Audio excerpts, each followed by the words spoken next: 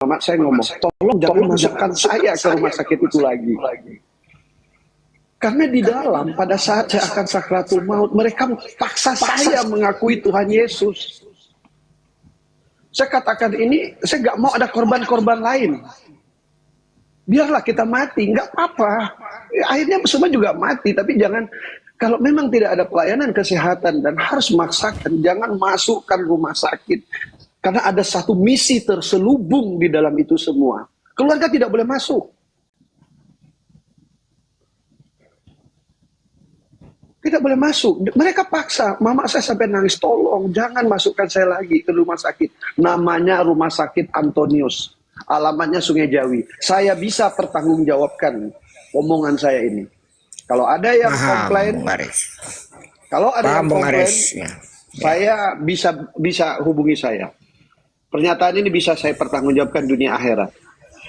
Alhamdulillah, 2 minggu setelah Idul Fitri, 3 minggu setelah Idul Fitri, mama saya berangkat haji. Logikanya, 2 tahun bolak-balik rumah sakit, mama saya harusnya meninggal di dalam sana. Cuman dengan lindungan Allah, mama saya bisa berangkat haji.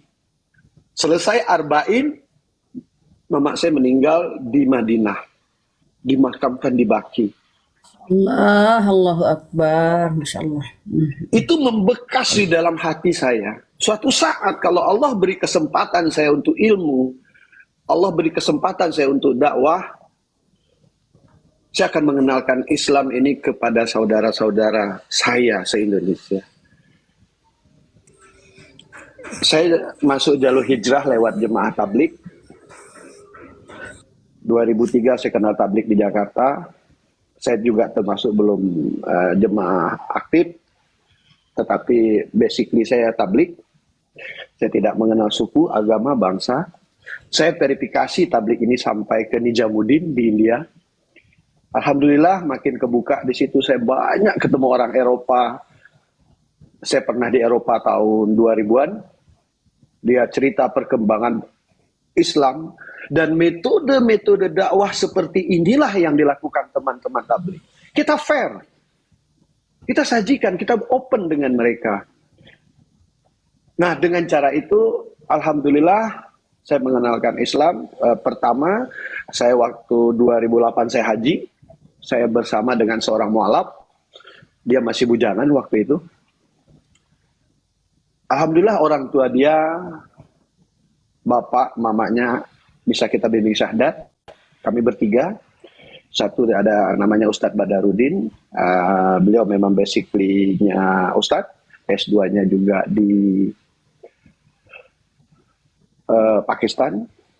Kalau sekarang, insya Allah, kalau bukan Moria, mungkin lebih dari 50 orang lebih yang syahdat lewat saya.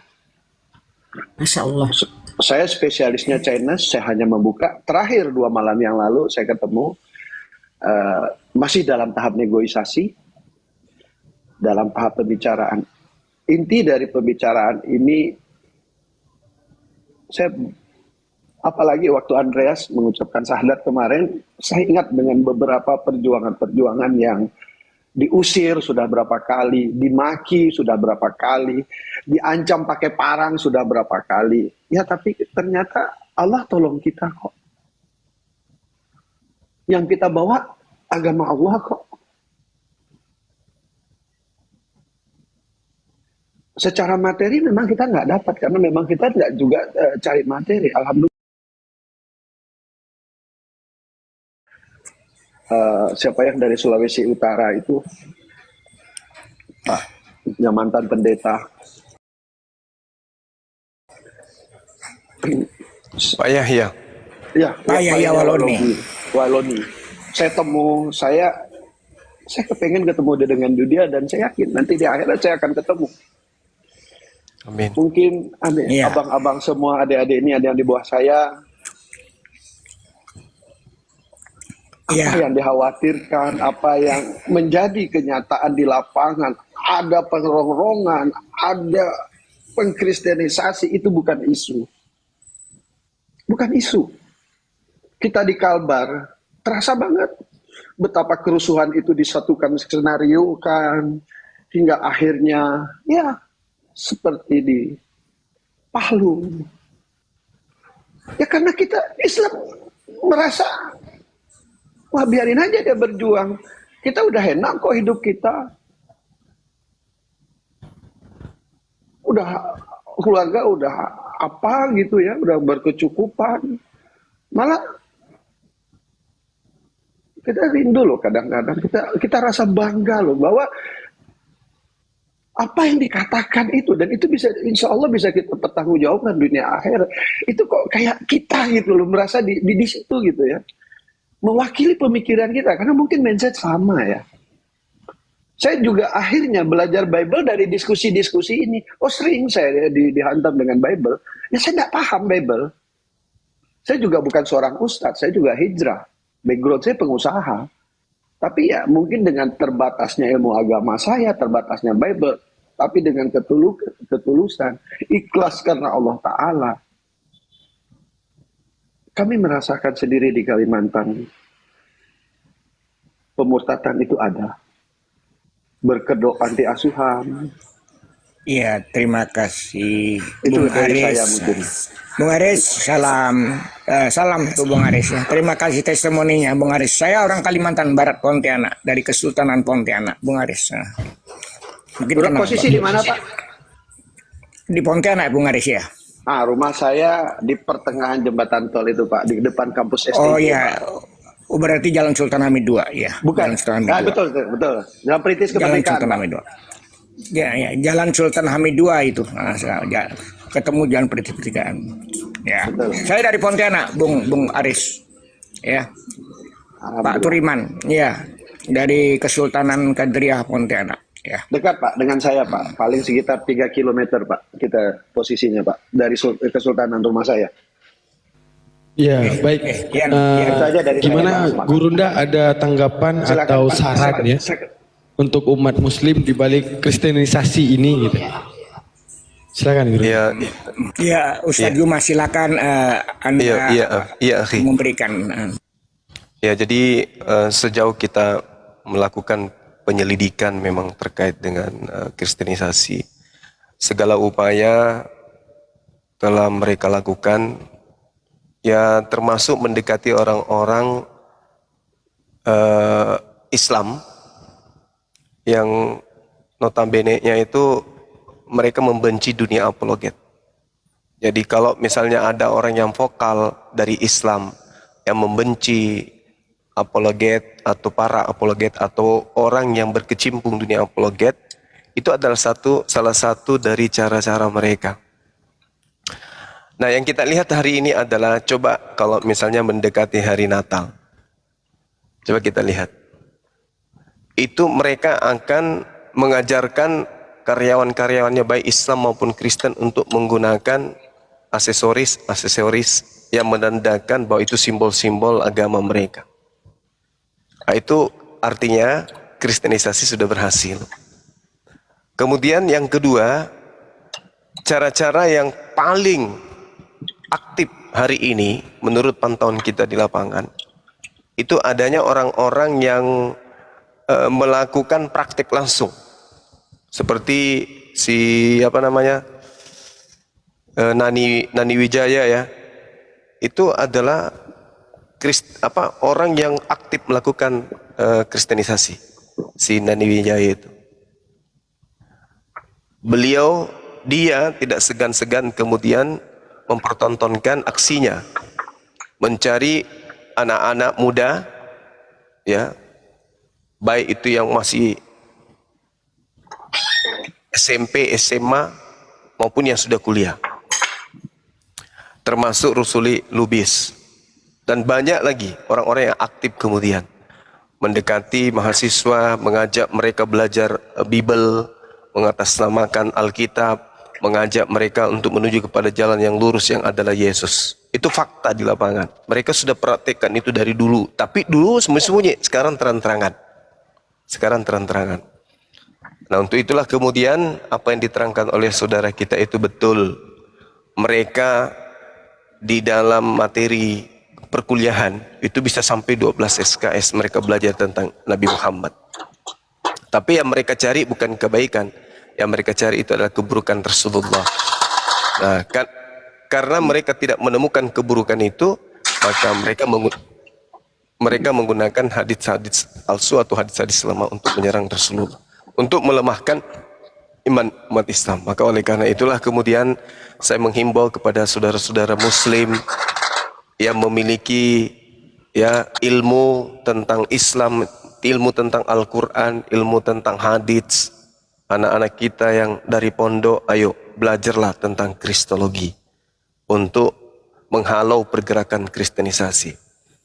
Jangan heran dan jangan kaget kalau 10 tahun ke depan tetangga kita yang tadinya sama-sama kita ke masjid, tiba-tiba dia menuju ke gereja. Sangat boleh jadi kalau kita tidak memperhatikan dunia apologet ini, tidak memperhatikan kemudian dunia kristologi ini, maka sangat boleh jadi anak keturunan kita nanti kelak ada yang meninggalkan Islam. Jangan heran itu. Jadi jangan besar kepala, jangan membenci kepada orang-orang yang berkecimpung di dunia apologet, yang selalu melakukan bantahan terhadap Kristen. Hari ini bisa jadi Anda benci kepada misalnya kepada Bang Suma atau kepada siapapun. Tetapi saya tidak bisa menjamin 5 tahun, 10 tahun, 15 tahun, 20 tahun, justru kita yang membenci para apologet ini merasakan betapa tidak enaknya anak kita tiba-tiba murtad. Itu tidak menutup kemungkinan. Anda belum merasakan bagaimana seketika ada anak Anda yang murtad. Anda belum merasakan ketika bagaimana ada saudara Anda yang murtad. Anda belum merasakan seketika ada kemudian dari cucu kita yang murtad. Belum. Nanti Anda rasakan pentingnya orang-orang yang berkecimpung di dunia debat antar agama ini setelah Anda melihat anak keturunan Anda itu murtad. Baru Anda bisa merasakan betapa pentingnya dunia apologet ini. Ya mungkin menurut kita apa sih? Teriak-teriak, bantah-bantahan, berdebat tak ada ujung pangkalnya. Mungkin Anda sepintas melihat itu. Tapi di balik ini semua, itu ada manfaatnya sangat luar biasa. Manfaatnya sangat luar biasa. Oleh karena itulah kemudian dengan adanya kita di sini, teman-teman, maka orang-orang yang menjadi misionaris itu sekarang goyang.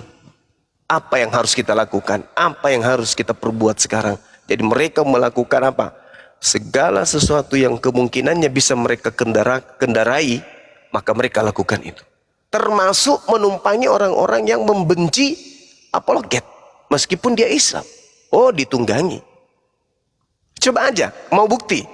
Silakan aja Anda itu kemudian membenci teman-teman yang berbicara tentang kristologi. Silakan. Anda buka komal, Anda membenci orang yang berdebat tentang agama, Anda sebut-sebut oknum-oknum yang berdebat tentang agama dari kalangan Islam, pasti orang-orang itu akan berkerumun ke Anda. Dan tidak menutup kemungkinan dia akan minta nomor HP Anda, minta ketemu.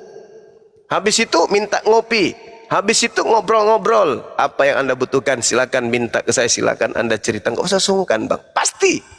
Jadi kalau ada yang mau cepat materi, silakan Anda buka komal, sebut nama Bang Suma, hujat apologet Islam Indonesia, hujat teman-teman yang ada di sini, pasti mereka akan berkerumun.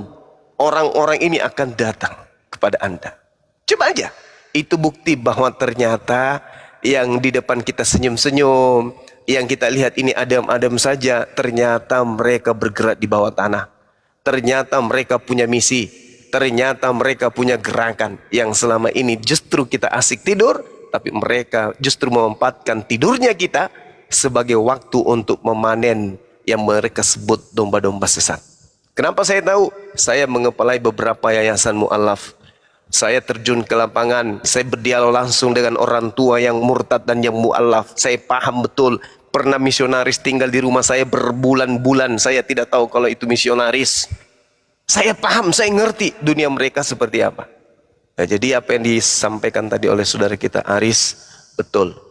Betul sekali. Hanya kita aja yang tidak paham. Tapi saya bersyukur, ya hari ini saya melihat ada adik-adik saya, Abu Hadid, kemudian Dinda Daman, perhatian terhadap dunia apologet ini. Masya Allah, ada Akhi Turiman, Mosa, Aris, Ardiansa, kemudian Bunda Rahma, Andreas. Ayo mari kita bahu-membahu. Mari kita bahu-membahu, saatnya kemudian kita lakukan perlawanan terhadap gerakan misionaris ini. Itu nyata, nyata, bukan tahayul, bukan fitnah, itu nyata di tengah-tengah kita. Bahkan mereka sudah berani mendatangkan orang-orang luar negeri, datang menjajangkan Bibelnya di tengah-tengah umat Islam, di pasar-pasar, di Monas, lalu kemudian ada penerjemah. Ini artinya apa? Kalau yang kayak begini aja mereka berani, apalagi yang di bawah tanah. Oleh karena itu yuk, mari bahu-membahu, memperkuat akidah, rapatkan barisan. Jangan, kalau tidak suka dengan Bang Suma secara personil, orangnya minimal Anda minta apa sih visi misi API ini. Besok hari saya sudah tak ada, besok hari saya udah pensiun dari API. Boleh gantikan saya di sana. Karena API itu kendaraan untuk umat Islam, untuk menghalau pergerakan misionaris dan pemurtadan. Itu bukan milik saya, itu milik umat. Jadi kalau misalnya pengurusan 5 tahun, Bang Suma sudah layak untuk pindah dari sana, diturunkan, silakan gantikan saya. Yang muda-muda ini naik kemudian, pimpin, nahkodai API. Lanjutkan perjuangan. Habiskan semua gerakan-gerakan mereka. Buka semua kedok kebohongan mereka. Jangan biarkan. Karena bahaya untuk anak keturunan kita ke depan. Kalau bukan kita lalu siapa lagi? Saya kira begitu tambahan dari saya. Kalau ada kata-kata yang kurang berkenan mohon dimaafkan. Demikian. Silakan. Iya gitu. Nah Pak Aris ada yang mau disampaikan lagi Pak Aris? Ya gimana Bunda? Ya aku bilang Masya Allah, Allahu Akbar. Wah Masya Allah, oke udah. Oke, Bang Aris ada yang mau disampaikan lagi? Ya Pak, izin. Pertama, makasih, selamat berjuang Bang Juma. Semoga setiap langkah selalu dilindungi Allah. Amin. Hidup ini hanya sementara. Mudah-mudahan kita bisa memanfaatkan sisa-sisa usia kita ini di hadapan Allah, memperjuangkan agama Allah. Dan mohon maaf, tanpa ria, Bang Turman, Bang Turiman, boleh DM saya. Iya, DM, silakan. Saya mempunyai lembaga untuk menampung teman-teman yang baru mualaf di Pontianak. Iya. Yang saya bisa backup, insya Allah saya bisa backup. Kalau dia mau belajar Quran juga kita punya rumah Quran Imam Syafi'i. Mungkin abang tahu ada beberapa Iya Imam Syafi'i. Paham. Sinergi. Jadi tolong ke saya apa yang bisa saya bantu, insya Allah akan saya bantu. Dan saya sekali lagi selamat berjuang semuanya. Semoga kita semua dalam lindungan Allah. Dan yakinlah apa yang kita perjuangkan ini adalah hal yang benar. Nabi Muhammad aja dihujat, apalah kelas kita. Tapi setidaknya kita udah jalannya benar. Itu aja. Host, terima kasih. Saya akan mantau terus ini untuk saya belajar.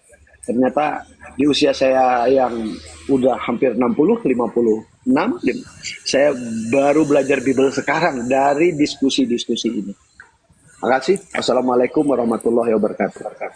Waalaikumsalam warahmatullahi wabarakatuh. Iya, Bung Daman, saya izin 1 menit untuk menyampaikan. Jadi saya sekarang ini berada di pedalaman, di Provinsi Kalimantan Barat bagian timur, sedang membina beberapa mualaf ya mahasiswa. Jadi saya fokusnya Bang Juma adalah para mahasiswa, para anak-anak mudanya begitu. Allahu Akbar, Masya Allah. Iya. Lanjut Bang. Dan ini kenapa saya sering masuk di komalnya Daman ini, karena ini atas permintaan mahasiswa saya yang baik yang mualaf dan belum mualaf, karena konstruksi berpikirnya sejalan gitu, selaras dengan 5 langkah analisis yang saya perkenalkan begitu. Baik, terima kasih Bung Daman. Ya, Bang Juma istiqomah, silakan. Makasih ya Bang Turiman, Masya Allah. Ya, salam dari kami, dari YPM Tauhid Wilayah 4 Kalimantan Barat, Kalteng Kalimantan Barat. Masya Allah, subhanallah. Iya, silakan. Ya, kita sapa dulu Bang Sedot WT. Selamat siang Bang Sedot WC. Ya, selamat siang. Ya bentar ya, kita sapa-sapa dulu ya. Ah, Mbak Ernita, Mbak Ernita, Mbak Ernita, Iya, ya Islam ya Mbak ya? iya Islam Bang. Ada yang mau disampaikan? Iya, ada satu hal yang mau saya tanyakan tuh. Saya kan masih gini ya Bang, saya mau tanya sama guru-guru yang semua ada di sini. Kayak yang kita tahu ya, yang saya tahu ya, saya pribadi tahu selama ini tuh cuma yang ada tuh ada Kristen, Katolik dan Kristen Protestan ya. Tapi yang saya lihat sekarang itu apa itu Kristen Ortodok ya? Dan di daerah saya, bukan di daerah sih, agak jauh dari daerah saya itu ada yang namanya Kristen Ortodok. Dan dia menyerupai Islam gitu ya, Bang, cara berpakaiannya. Jadi kalau yang awam tuh kadang susah untuk membedakannya gitu loh. Secara sholatnya gitu. Tolong minta penjelasannya gitu, apa itu Kristen Ortodok? Ya, saudariku. Ya. Singkatnya saja tuh gini. Selama misalnya gini, dia itu melakukan sesuatu tapi terus memfitnah Tuhan, sekalipun kita nggak ada keharusan untuk membedakan hal tersebut. Nggak ada keharusan untuk membedakan hal tersebut. Misalnya dia gelar sajadah pun di depan kita, akan tetapi yang disembahnya manusia, yang disembahnya toke, yang disembahnya aspal tetap salah. Nah, jadi soal denomisasi ya itu sesuatu yang tidak terlalu harus kita pertingkan. Seperti itu, saudariku. Iya ya. Cuma ya saya itu juga gini ya Bang, kalau ada yang bertanya itu Muslim atau bukan gitu, kenapa mirip tapi kok ada yang beda gitu. Sangat jelas bukan, karena gini, ketika kakak ngomong Kristen Ortodok di situ aja udah salah. Ya, sekian kak ya. Oh iya, makasih ya Bang. Iya, makasih banyak, izin kakakku. Assalamualaikum.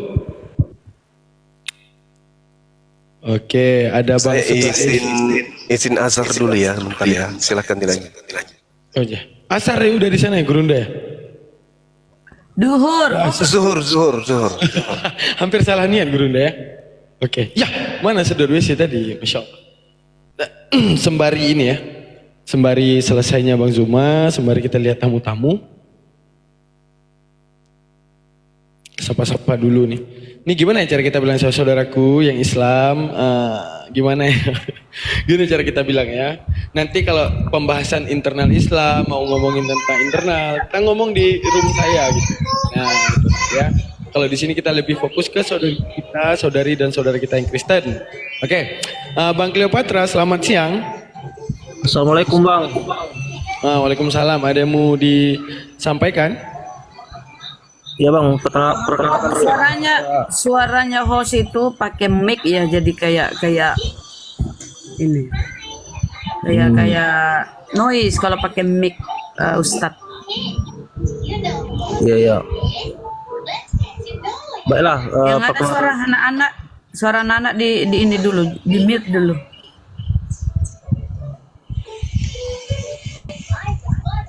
Ya, silakan Bang, mau sampaikan apa? Cleopatra. Iya Bang, terima kasih sudah memberikan saya izin untuk bergabung. Saya perkenalkan dulu, nama saya Alif, asal dari Sumatera Barat, Padang. Salam kenal semuanya, abang-abang, kakak-kakak, guru-guru semua. Kecil TV-nya dulu Bang, itu suara TV kayaknya itu kecil itu. Di sini saya nggak ada TV di sini Mbak. Siapa yang noise? Said. Loh.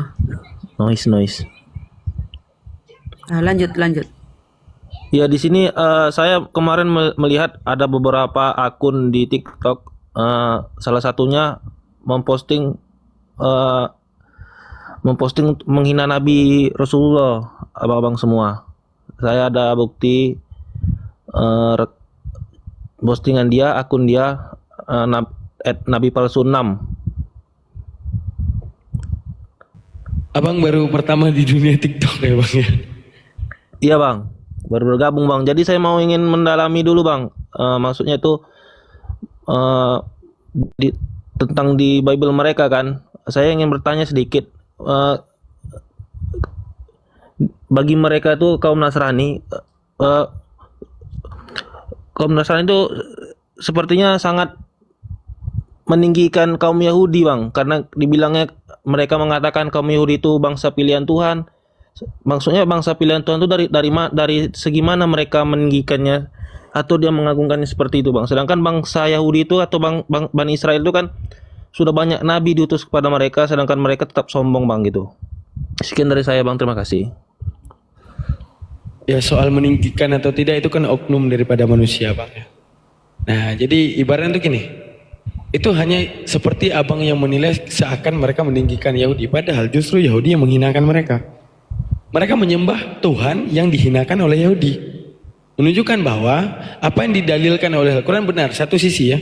Walantar da angkal Yahudu wa Nasara hatta tatabi amilatahum. Menunjukkan apa? Bahwa Yahudi dan Nasrani tidak akan pernah setuju kepada agama manapun selain mengikuti kepada agama mereka. Satu sisi, Yahudi dan Nasrani ini kalau dalam hal menghancurkan Islam, mereka berteman.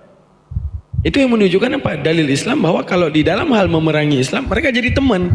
Sekalipun tanpa mereka sadari, justru Islam memuliakan yang mereka tuhankan. Justru Yahudi menginjak yang mereka tuhankan. Seperti itu, Bang.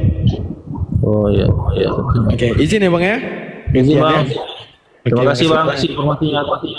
Ya, oke. Assalamualaikum warahmatullahi wabarakatuh. Salam. Teman-teman bisa nggak yang naikin Kristen aja gitu. Halo Pak Saidi.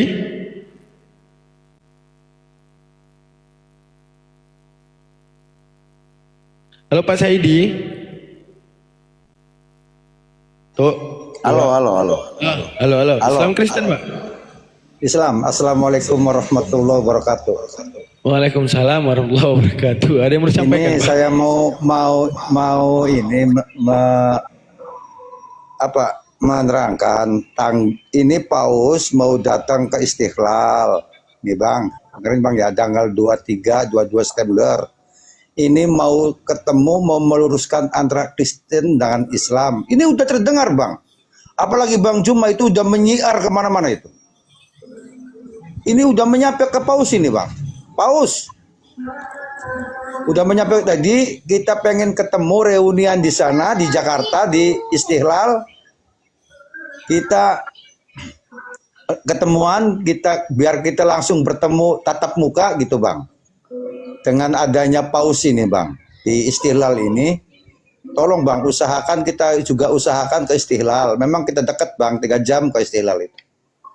Tapi mohon dari semua apologet api, dari Bang Juma, semua kawan-kawannya, sahabat Kiai Ustadz itu, Bang, tolong Bang, datang ke sana. Ini takutnya saya ini ada komunikasi yang nggak benar ini, Bang. Jadi apologet ini udah menyampai kemana-mana, Bang. Oke, sudah dipahami. Nah, gimana Aki Hardi ada ini tanggapan soal itu? Jadi mana infonya dari mana nih, Pak? Benar, infonya sudah valid. Kan? Dari TV, Bang. Dari televisi, Bang. Tapi itu dari News TV itu, Bang. Oke, Aki Hardi ada yang mau disampaikan? Mungkin jauh dari perangkat ya. Iya, ini jadi Bang Juma itu makanya di apologet di sini juga di Indonesia itu banyak yang memfitnah, terutama itu logika itu topik itu saya para jengkel, saya juga semua ini takutnya ada fitnah yang nggak bener nih, Bang. Kalau sampai Paus datang ke Jakarta ini, Bang, itu akan dipertemukan antara Muslim dengan Kristen, Bang. Iya, mana tahu dia musyahadat. Ya gitu, nanti insya Allah kita sampaikan ya Pak ya, saya di Bang Zuma juga. Iya Bang, tolong Bang, kita reunian aja Bang di sana Bang. Pasti. Beliau juga lagi sholat ya Bang ya. Iya, saya tahu Bang. Ya Pak Saidi, kita izin gantian ya. Oke, enggak masalah Bang, no problem. Masalah Mas. Assalamualaikum warahmatullahi wabarakatuh. Assalamualaikum warahmatullahi wabarakatuh. Kok Islam semua ya? Iya Pak Cendoko, gimana cara kita ngomong nih? Ya, apa yang mau disampaikan lagi? Enggak, saya sebenarnya mau bertanya sama Bang Juma. Ini salah satu ada grup Facebook itu atas nama Khalifah Bang Juma gitu. Saya mau bertanya itu benar buatan Bang Juma bagaimana itu?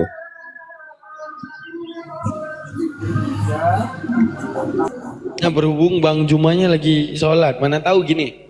Oh iya. Nggak tahu ya, konfirmasi Bunda Rahmat tahu nggak kalau Bang Juma itu ada main Facebook nggak kira-kira? Enggak, soalnya itu banyak yang dari dari otennya suka menghujat gitu. Dulu, tapi sekarang kurasa enggak. Entahlah ya, nanti tanya konfirmasi Nah, jadi langsung. Bapak simak aja argumennya di Kalau situ. yang masih punya Facebook, minta tolong dicek kebenarannya begitu. Masalah itu nyangkut-nyangkut pribadi Bang Juma begitu masalahnya. Ya intinya Ya. tuh gini Pak, lihat aja argumentasinya apa. Kalau memfitnah Islam bukan Bang Zuma, karena Bang Zuma mati-matian di sini membela Islam. Kalau Iya, isinya itu maksudnya mau begitu. mau namanya itu adalah Bang Zuma persis seperti ini, tapi isinya apa? Memfitnah Nabi, isinya apa? Memfitnah Allah. Ya bukan berarti. Itu yang masuk di situ dari kalangan Muslim juga dari kalangan Oten begitu masalahnya. Cuman Ya, di situ gini suka kadang ada menghujat, orang yang gitu. tipikalnya itu fanatik gini. Suka banget sama Bang Zuma, membawa nama Bang Zuma, tapi membela Islam ya nggak apa-apa, Bang. Gitu Iya, aja. iya. Tapi situ banyak yang dari Oten banyak yang hujat Bang di situ Bang. Ya berarti bukan Bang Zuma. Iya bukan Bang Juma, maksudnya salah satu membernya gitu, kebanyakan membernya begitu isinya, pokoknya menghujat banyak situ. Baik Pak, nanti kita sampaikan ke Bang Zumanya ya. Makasih banyak Pak Iya. ya. Izin. Iya. Terus Kang Turiman, pripun kabare Kang Turiman?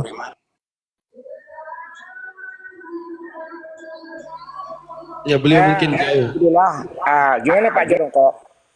Enggak, saya cuman nanya ke Bang Juma itu ada salah satu grup Facebook itu udah tahu kayak Kang Turiman. Iya Pak, nanti disampaikan biar diskusinya berjalan Pak ya. Kita ganti dulu ya. Iya, silakan Pak. Semua yang ada di dunia virtual itu terpantau. Kita bikin grafiknya sudah, bikin data. Ya, siap Pak Turiman. Nah, halo Pak Bermasta. Pak Bermasta. Hah? Assalamualaikum. Waalaikumsalam warahmatullahi wabarakatuh. Aduh. Gak baju-baju nih. Hari ini betul-betul hari apa? Hari rame kaum munafik. Jadi yang banyak room sekarang tuh orang-orang Muslim yang membela Kristen, yang menghujat Bang Zuma itu memang banyak. Karena mereka itu orang-orang munafik yang mungkin dibayar Bang, atau dimatiin diapa. dulu Bang. Bang, ada musik gitu Bang. Takut nanti orang live ya. Takutnya gini, dimatikan jauh dari musik dulu. Takutnya ada yang live, nanti jadi copyright Bang. Saya Bang ya. Nah, izin menyimak di bawah dulu Bang ya. Gimana cara kita bilang ya, yang Muslim, insya Allah paham bahasa ya. Kita lanjutkan ke ranah diskusi kita gitu. Nah, room Bang Daman 28. Oh bentar, sabar. Berhubung kita rame di sini ya, sabar. Mana dia tadi? Tadi ada kok. Ya hilang. Tadi ada. Nah, jadi gini. Soal munafikun tuh, ya orang yang mengatakan apa namanya tuh, yang membenci dunia apologet ini.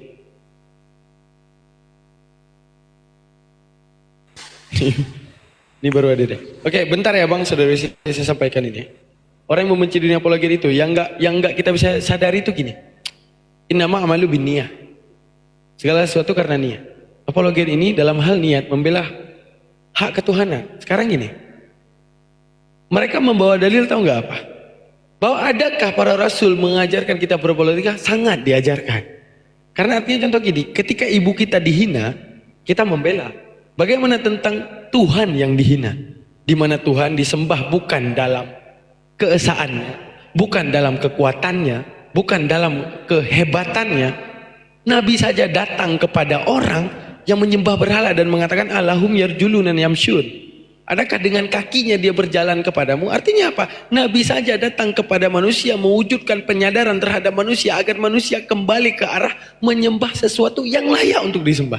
Maka adanya apologetika ini adalah di mana kita membersihkan lagi nama Allah yang dipandang hina karena konsepsi la ilaha illallah. Artinya apa? Segala apapun Tuhan yang diperuntukkan dari kepala manusia yang itu mewujudkan kelemahan Tuhan, wajib kita bela untuk kemudian kita bersihkan lagi kepada Tuhan yang pure, raja daripada segala kekuatan.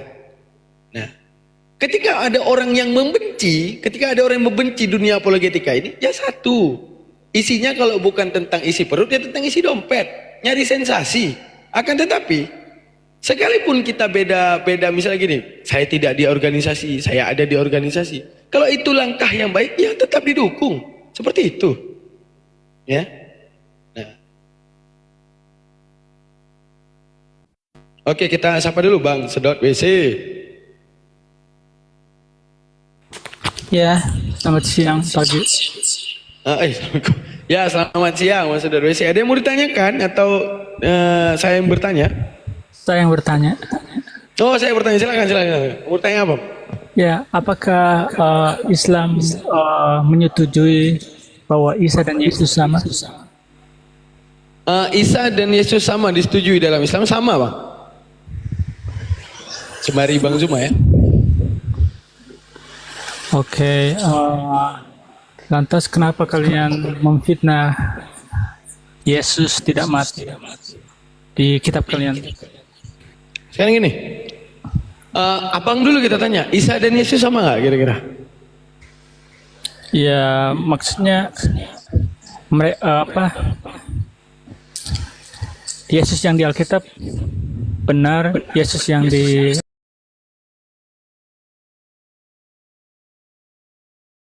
benar? Benar. Sekarang apa pembuktian bahwa Yesus yang ada di dalam Quran itu tidak benar? Sedangkan Yesus yang ada di Alkitab itu lebih benar, silakan. Karena ajaran palsu selalu datang belakangan. Itu udah jadi logikanya ya. Nggak ada yang namanya. Oke, logikanya yang Anda katakan ajaran palsu pasti datang di depan, ajaran yang paling benar ada di belakang. Setuju? Setuju. Berarti mana yang paling duluan maka lebih patut untuk dijadikan runutan untuk ketuhanan. Setuju? Setuju. Oke, sekarang gini, kita membahas daripada semua paham ketuhanan. Bapak setuju nggak? Sekalipun ada agama 5, Tuhannya tetap satu. Percaya nggak maksudnya? Artinya gini, bukan karena 5 agama ataupun 7 agama ataupun 8 agama, Tuhannya ada 8. Akan tapi ada satu agama yang paling benar. Setuju? Setuju. Oke, sekarang gini, jika standarisasi yang Bapak pegang mana yang terlebih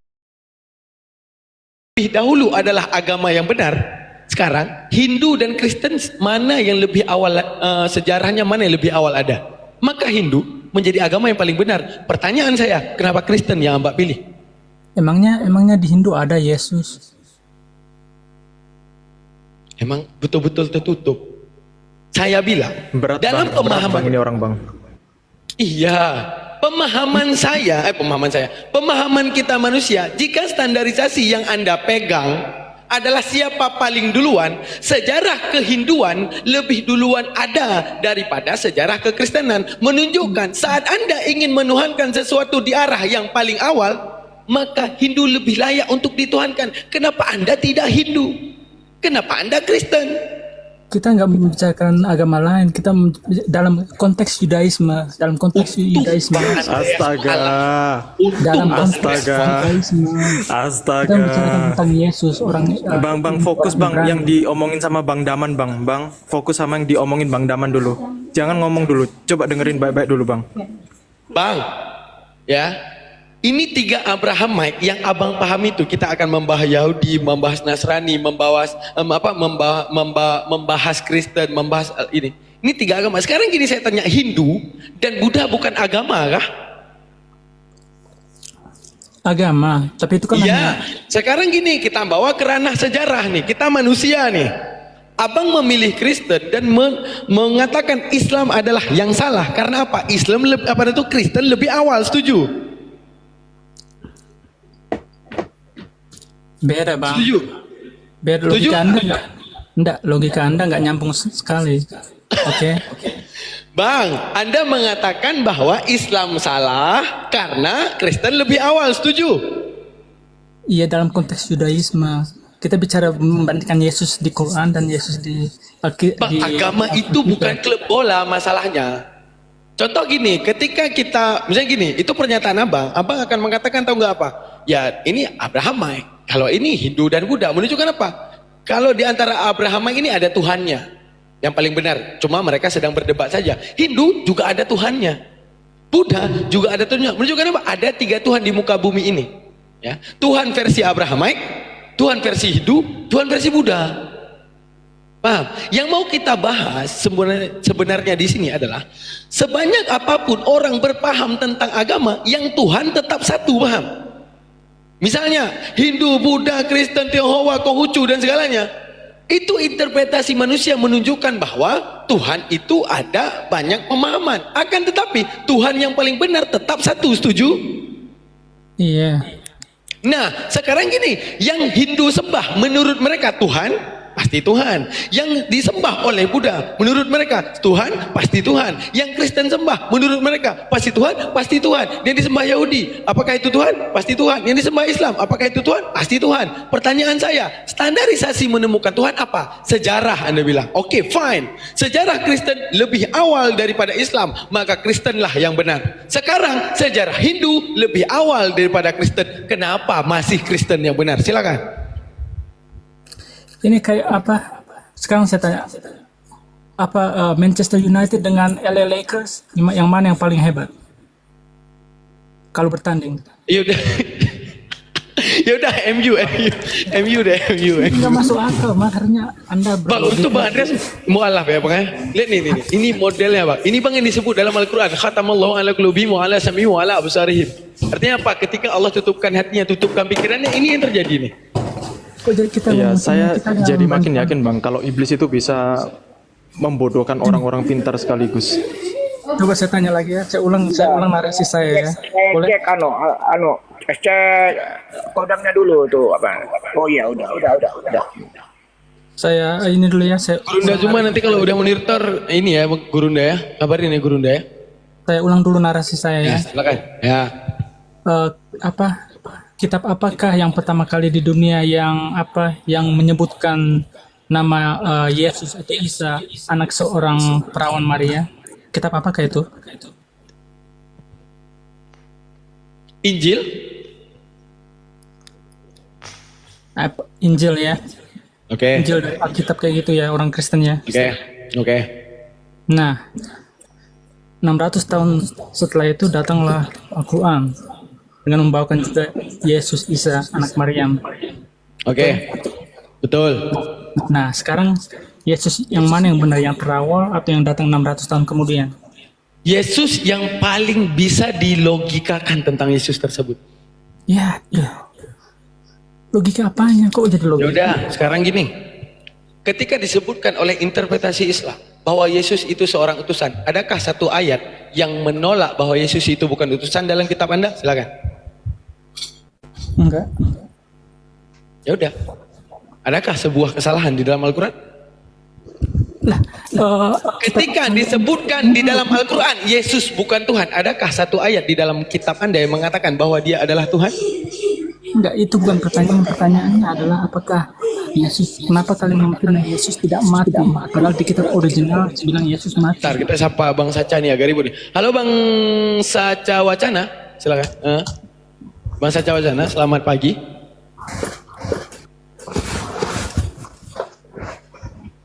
Halo, ayo udahlah, kita lanjut ya Bang. Sekarang gini Bang, Yesus datang memberitakan tentang Tuhannya, itu baik apa buruk? Baik. Pantaskah orang baik dihinakan dengan ditelanjangi dan dibunuh? Itu udah rencana Allah. Itu udah rencana Allah dengan menghinakan orang yang memberitakan tentang dirinya. Tapi beda dengan Al-Quran. Itulah kitab Anda. Agar tapi Al-Quran mengatakan apa? Ketika ada orang yang mengatakan dia telah kami bunuh, dia telah kami rajam, Allah jawab di dalam Al-Quran, wa ma qataluh, tidak pernah sekalipun mereka membunuhnya dan merajamnya. Karena itu adalah sebuah kehinaan untuk orang yang memberitakan tentang Tuhan, untuk orang yang memberitakan dan membersihkan kembali nama Tuhan daripada fitnahan. Terus mereka katakan, oh tenang, Nasrani mengatakan bahwa dia telah disalib. Nasrani mengatakan dia telah ditelanjangi dan dibunuh di atas tiang salib. Namun Allah mengatakan wa ma salabuh, tidak pernah sekalipun mereka menyalibnya. Kenapa? Orang datang memberitakan Tuhan untuk menyembah Tuhan. Tuhannya membunuh orang tersebut. Tuhannya dalam kuasanya menelanjangi orang tersebut, tergantung di atas kayu salib, ditombak lambungnya. Gimana cara nalahnya? Jadi Anda, jadi kalau kayak gitu cara narasi Anda, saya juga bisa bilang bahwa pahlawan-pahlawan Indonesia ya kayak Imam Bonjol yang disiksa sama Belanda itu sebenarnya semuanya sejarah palsu, karena nggak mungkin pahlawan disiksa mereka semuanya hidup baik-baik aja gitu. Sekarang gini, ada satu narasi di mana menjadi fitnahan terbesar. Apa kata Nabi Isa di dalam Al-Quran? Salamun alayya yawma wulidtu. Ya Allah, bukan karena kelahiranku ya Allah aku datang untuk memfitnah engkau, menyandingkan engkau dengan menyandingkan diriku yang manusia dengan engkau wahai Tuhan. Tidak pernah. Halo? Kenapa nih Bang Dialog? Salamun alayya yawma wulidtu. Artinya apa? Bukan karena kelahiranku ya Allah aku ingin menyandingkan bahkan mensyirikkan antara aku dan kamu seakan aku ini adalah Tuhan. Nabi Isa berdoa berkali-kali, ya Allah tidaklah aku akan memfitnahmu ya Allah karena kelahiranku. Agar tapi Kristen telah lahirlah Tuhan di negeri Daud, menunjukkan bahwa narasi dia ingin dituhankan, agar tapi dia berdoa, ya Allah bukanlah kelahiranku ini untuk membuatmu ini terhina ya Allah. Salamun alayya mulitu wa yauma amut. Saat aku mati mereka memfitnahku seakan kematianku ini adalah sebuah penebusan dosa untuk mereka ya Allah. Tidak ada itu semua ya Allah. Lalu Allah menjidang Nabi Isa. Apa dikatakan? Apakah Isa engkau yang memerintahkan bahwa mereka untuk menyembah engkau? Namun Nabi Isa mengatakan tidak pernah sekalipun ya Allah. Bahkan terdapat dalam catatan-catatan mereka ya Allah, tidak ada satupun narasiku untuk mengatakan diri aku Tuhan. Agar tapi ada orang yang kemudian ingin menuhankanku, mengatakan telah lahirlah Tuhan di negeri Daud. Menunjukkan apa? Dia sedang dituhankan atau benar menjadi Tuhan. Karena apa? Ya Allah, ya salamun alayya yauma wulidtu, lahirku bukan memfitnahmu. Salamun alayya yauma amutu, kematianku bukan untuk memfitnahmu. Bahkan ku catatkan di dalam apa yang mereka tuliskan bahwa tidak sekalipun aku mengaku diriku adalah Tuhan ya Allah. Wa yauma yub'atsu hayya, hingga di alam pertanggungjawaban mereka akan terkenyang, mereka akan tercengang ya Allah. Apa yang mereka sembah, apa yang mereka fitnah, apa yang mereka interpretasikan seakan aku Tuhan, mereka tercengang. Mereka mengatakan kami telah menyembah engkau Isa, kami telah mengagungkan engkau Isa, kami telah ingin engkau menjadi Tuhan Isa. Lalu Isa menjawab dalam hadis Nabi, adakah aku menyuruhmu menyembahku? Sekarang korelasi daripada hadis yang mengatakan Isa tidak pernah menyuruh dirinya disembah, ada nggak di Bible? Sangat ada. Karena apa? Sampai sedetik ini, sependeta apapun dia, tidak pernah bisa datang untuk membuktikan Isa itu dengan dirinya, dengan keyesusannya, dia mengatakan aku adalah Tuhan. Salahkah hadis Nabi mengatakan hal tersebut? Tidak bisa terbantahkan, bro. Sekarang narasi Isa sebagai utusan Allah atau narasi Yesus sebagai Tuhan yang lebih dibenarkan. Makanya saya bilang standarisasi histori adalah standarisasi tergantung siapa pengandungnya. Anda Kristen akan mengatakan bahwa sejarah Anda yang paling benar. Saya Islam juga akan mengatakan sejarah saya yang paling benar. Orang Hindu akan mengatakan sejarahnya yang paling benar. Menunjukkan apa? Standarisasi di dalam keimanan bukan tentang siapa lebih awal, bukan tentang siapa yang lebih akhir, namun siapa yang paling logik, siapa yang paling bisa membela, siapa yang paling bisa membersihkan nama-nama orang suci. Maka semuanya ada di Islam. Kenapa Islam berada di akhir sejarah? Karena Islam ingin membersihkan kembali orang-orang yang mulia yang memberitakan tentang ketuhanan, tidak pernah mati dalam keadaan terhina, tidak pernah mati dalam keadaan dirajam, tidak pernah mati digantung dalam keadaan yang ditusuk lambungnya, tidak pernah. Cuma Anda yang meyakini seorang manusia mulia terkutuk di atas kayu salib. Cuma Anda, Bang Sudah Besi. Halo, dengan kata lain, Al-Quran telah memfitnah Muhammad karena dia mati diracuni. Sekarang ini, kami, nih saya jelaskan hadis tersebut kepada Anda. Anda bertemu orang yang tepat. Tahu nggak gini? Ya, yang namanya Islam tahu mana beda Nabi dan beda dengan Tuhan. Itu Islam. Karena apa? Salah satu sifat jaizah daripada seorang Nabi af'alul mubasyar. Arti af'alul mubasyar artinya apa? Bersifat pasti dan kepastian seperti sifat daripada seorang manusia. Itu Rasul. Artinya apa? Jikalau suatu saat Nabi bakal mendapati ajalnya ataupun bakalan meninggal, maka adanya sabab dan musabab. Dalam hadis tersebut, dalam taksisat hadis tersebut dijelaskan bahwa ketika Nabi Datang apa itu memakan sebuah daging ya, daging yang kemudian diracuni. Malaikat Jibril menegurnya itu ada daging, akan tetapi tidak sengaja ludah yang bersifat racun itu tertelan. Ketika tertelan itu Allah ingin wujudkan, wahai manusia, sadarlah Muhammad ini jangan engkau sembah. Makanya orang Islam tidak ada yang menyembah Nabi Muhammad.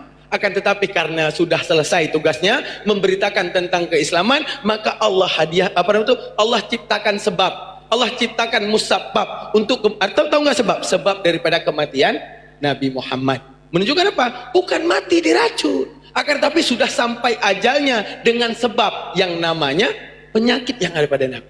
Hingga akhirnya apa? Dalam haji wada Nabi berpisah dan mengucapkan kata perpisahan hingga akhirnya Nabi meninggal. Logik nggak? Logik. Karena apa? Kami tahu dia Nabi. Karena apa? Kami tahu dia manusia. Karena apa? Kami tahu yang namanya manusia itu ya pasti mewakili dan mewarisi sebuah sifat-sifat manusia. Dia memberitakan Tuhannya. Setelah memberitakan Tuhannya selesai, setelah semuanya selesai, Allah ciptakan sebab kepadanya. Nggak ada yang namanya mati.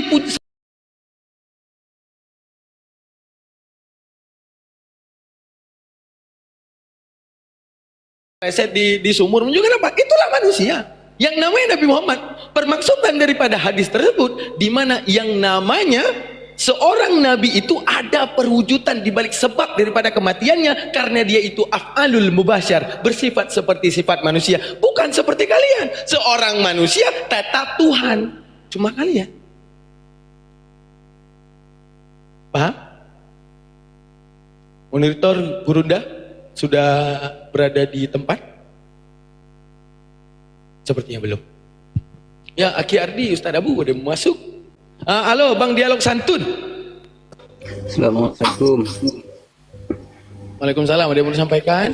Halo, Ustaz. Boleh saya nimbrung soal tadi yang ditanya sama sedot WC ya? Ya, jadi jangan mau dia apa? Mau nih ditambahkan apa gimana? Iya, mau jawab. Sedikit. Apa yang mau dijawab? Tadi kan dia jawaban tadi? Bukan. Dari aspek yang lain. Biasanya kan orang Kristen itu kan tanya, abad ke-7 kok baru ada berita gitu kan, bahwa Yesus tidak disalib. Kalau dia kan mengandalkan katanya fakta sejarah gitu kan. Kalau soal fakta sejarah bahwa terjadi penyaliban itu kan sama. Bahwa menurut orang Kristen adalah peristiwa penyaliban, ada bukit Golgotanya, ada dan lain-lain ada. Menurut Islam kan juga ada itu. Fakta penyaliban itu kan ada ya kan. Tapi kan ahli-ahli sejarah itu apakah juga mempertimbangkan siapa nih request? Edis naik ke sini. Mau tanya apa ini? Mempertimbangkan masalah mistis. Tunggu, siapa? Contohnya Assalamualaikum, sedikit aja saya buka aja tiket. Ya bentar, ya silakan Pak Langkat. Bang, nggak apa-apa moderator. Kalau di dalam defending Islam ada saya, Bang. Insya Allah, nggak apa-apa Bang Dialog. Ya, nggak apa-apa. Insya Allah saya bisa jawab. Ardian Syah ini disapa dulu. Saya ini Ardian Syah menyamar. Ya, kalau kemudian Ardian Syah ini menyamar nih.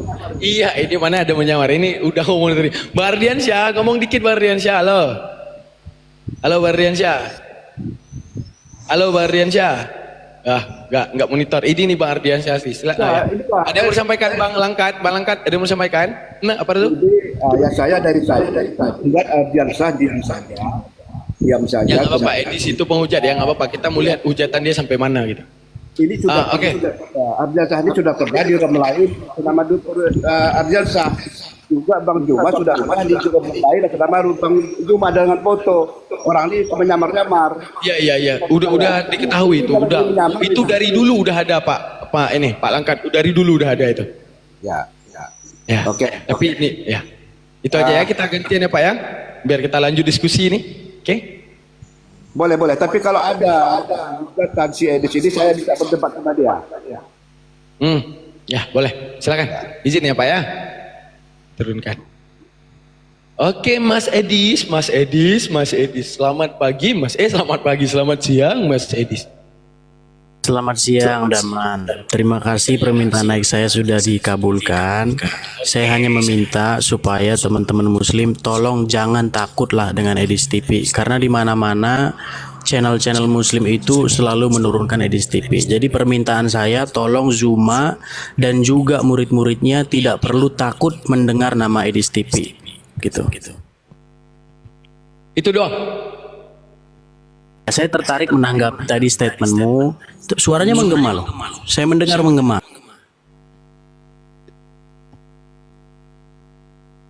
Halo, cek ya. Sekarang enggak? Masih menggema. Suara siapa yang Baik, terima kasih ya. Sekarang enggak. Nah, jadi gini. Tadi sedikit saya lihat bahwa statementnya Bro Daman mengatakan bahwa kambing itu, kaki kambing bagian depan itu memberitahukan bahwasanya dirinya itu beracun, tetapi sempat tertelan oleh Nabi sedikit. Lalu itu pun dimuntahkan. Lalu sebagian sahabat yang lain banyak yang memakannya sehingga meninggal. Nah, kalau memang Allah ingin membuktikan bahwasanya Muhammad itu betul-betul seorang nabi, seharusnya racun itu dibanyak-banyak makannya. Karena apa? Karena kalau sedikit bertahan selama 4 tahun itu wajar, dan itulah yang akhirnya membuat Muhammad tersiksa. Sebentar Bang langsung Edis, dipotong. sebentar. Seperti yang saya katakan ya. Seperti yang saya katakan ya. Takut. Saya hanya ingin konfirmasi sebentar aja Bang, sebentar. Saya hanya ingin konfirmasi. Saya ini udah 2 kali dinaik turunkan loh. Kenapa? Kalau ingin menurunkan moderator-moderator di sini, tolong konfirmasi ke saya ya. Gak apa-apa saya diturunkan, tapi tolong konfirmasi. Siapa yang menurunkan Bunda Rahmat? Ada namanya tadi?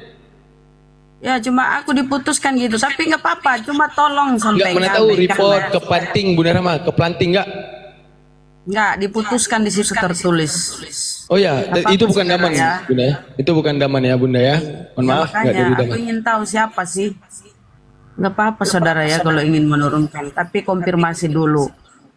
Nggak boleh begitu ya. Ya Bang Edis. Siapa yang khusus? Ya boleh saya tanggap ya Bang Edis ya. Belum selesai tadi. Oh belum, oke lanjut. Ya, jadi statement yang saya tangkap tadi dari Bro Daman suaranya masih eko. Ya, statement yang saya tangkap tadi Bro Daman mengatakan bahwasanya kambing itu memberitahu bahwa dirinya itu beracun. Padahal sebelum peristiwa itu orang yang meracun itu kan mengatakan itu hadis yang kuatnya, Jibril yang memberitahu. Itu hadis yang kuatnya. Silakan. Tapi telat. Oke, saya hanya memberitahukan bahwa eko lagi. Oke, biar saya selesaikan dulu ya, biar poinnya masuk ya, biar enak kalau diskusi gantian seperti itu. Jadi gini, pertama-tama kaki depan kambing itu memberitahukan, tadi Bro Daman mengatakan melalui Jibril, bahwasanya dia beracun, tapi pemberitahuan itu terlambat. Karena apa terlambat? Karena racun itu sudah sempat masuk. Nah, saya melihat ini bukanlah sebagai wahyu yang datang memberitahukan bahwa itu beracun, tetapi karena memang Muhammad mencicipi dan rasanya aneh sehingga dia tahu bahwa itu diracun. Jadi kalau menurut saya itu bukan wahyu, karena kalau wahyu itu datangnya untuk mencegah supaya itu tidak dimakan, tapi ini sudah termakan. Makanya saya katakan ini wahyu yang telat dalam tanda kutip. Kemudian yang kedua, masalah yang kedua, wanita Yahudi yang ingin meracun Muhammad itu kan berkata, jika memang betul engkau seorang nabi, maka racun ini tidak akan mencelakaimu. Tetapi jika engkau seorang pendusta, maka racun ini akan menghancurkan nyawa, menghancurkan engkau. Nah, ternyata teman-teman, ternyata perkataan perempuan itu benar. Kenapa saya katakan benar? Karena racun itu sempat masuk. Ya, sempat masuk tetapi dimuntahkan. Kalau Allah ingin membuktikan kepada dunia, ingin membuktikan kepada perempuan Yahudi itu bahwa Muhammad sungguh nabi dan dia tidak bakal dicelaka oleh racun, seharusnya Allah membiarkan Muhammad banyak memakan. Wah, dipotong lagi nih. Sulit ini. Memang sangat mencetar membahana ini kalau saya ngomong ini. Makanya saya tadi berpesan loh, teman-teman. Waduh, ini sulit ini. Sulit, makanya saya bilang tolonglah teman-teman muslim, saya minta dengan sangat jangan takut sama saya. Ustadz, siapa moderatornya Tolong ini? jangan takut sama saya lah. Siapa? Kok Gimana aku nih? diturun naikkan ini? Kenapa? Nanti masalah itu Siapa Bunda Rahman. moderatornya? Saya hadapi Edis dulu. Nanti kita masalah itu nanti itulah. Nggak tahu, saya nggak nampak ini. Pokoknya itu bukan tangan daman di sini, ya. Nah, saya sama Edis dulu nih. Saya jawabannya udah tahu semua. Nampaknya ada sabotase. Siapa moderatornya? Kalian ini kenapa sih sesama Ini muslim moderator. begini? Siapa sih moderatornya ini? Enggak, Siapa? gini. Ayo, siapa? Padahal ini justru narasi bunuh diri untuk dia ini. Biar kita Aku di mute lagi. kita Jangan-jangan ada hotel. kebodohan dia dalam berpikir gitu. Ini siapa Hilang. sih? Kurang ajar sekali. Insya Allah. Enggak, Edis yang diturunin, jangan turunin dulu. Saya lagi asik Kenapa sih? sama Edis. Tapi monitor dulu, Gurunda, monitor masih ada, Gurunda?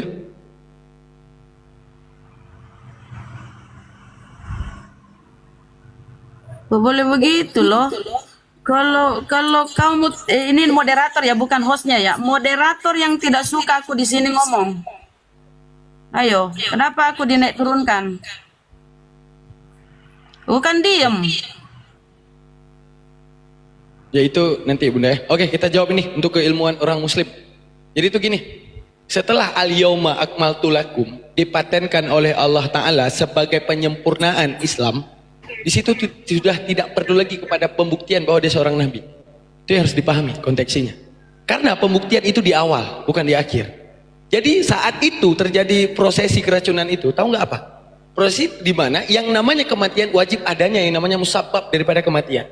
Arti musabbab artinya apa? Contoh, Bang Ardi bakal meninggal ketabrak. Saya bakal meninggal jatuh dari ini. Ini bakal ini terjadi karena ini. Jadi saat Edis membawa narasi bahwa seharusnya Tuhan membiarkan racun itu terselamatkan. Seharusnya agar menjadi pembuktian kepada orang Yahudi itu bahwa dia akan mengimani Tuhan, yaitu mewujudkan Fir'aun mewujudkan tongkatnya menjadi ular. Apa katanya? Sihir. Apa klaim orang Quraisy kepada Nabi Muhammad saat mewujudkan mukjizatnya? Sihir. Menunjukkan apa? Bahwa yang namanya orang yang tidak mau menerima Nabi Muhammad sebagai Nabi, mereka akan terus mengklaim. Maka saat itu perwujudan Allah bukan lagi tentang mukjizat yang dia akan jadi Nabi, akan tetapi sudah khatam. Waktunya Muhammad sudah selesai, kamu sudah menyampaikan semua tentang maksudku, kamu sudah menyampaikan apa semua keinginanku, akhirnya dikhatamkan, ditandatangani, disahkan oleh Allah Ta'ala. Al-yawma akmaltu lakum dinukum wa atmamtu alaikum. Artinya apa? Pada hari ini dengan tendensi alif lam ahdil hudur.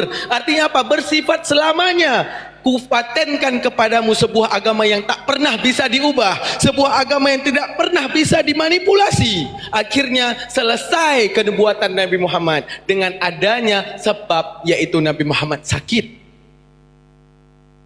dan tidak membantah sekalipun bahwa dirinya adalah seorang manusia. Karena ada satu ayat di dalam Al-Quran, makana Muhammadin aba min rijalikum. Bukan kedatangan Muhammad ini tentang ayah-ayahan daripada seseorang. Bukan adanya Nabi Muhammad ini tentang suami-suamian daripada seseorang. Datangnya Muhammad ini cuma memberitakan tentang diriku. Sama seperti Yesus yang dikhianati oleh ada juga yang mengatakan daripada kubu kedua. No, bukan. Dia bukan Tuhan. Dia bukan Tuhan. Namun apa? Dalam pandangan Nasturiyah dia mengatakan bahwa dia anak Tuhan. Halo. Ada yang mengatakan oh dia bukan anak Tuhan.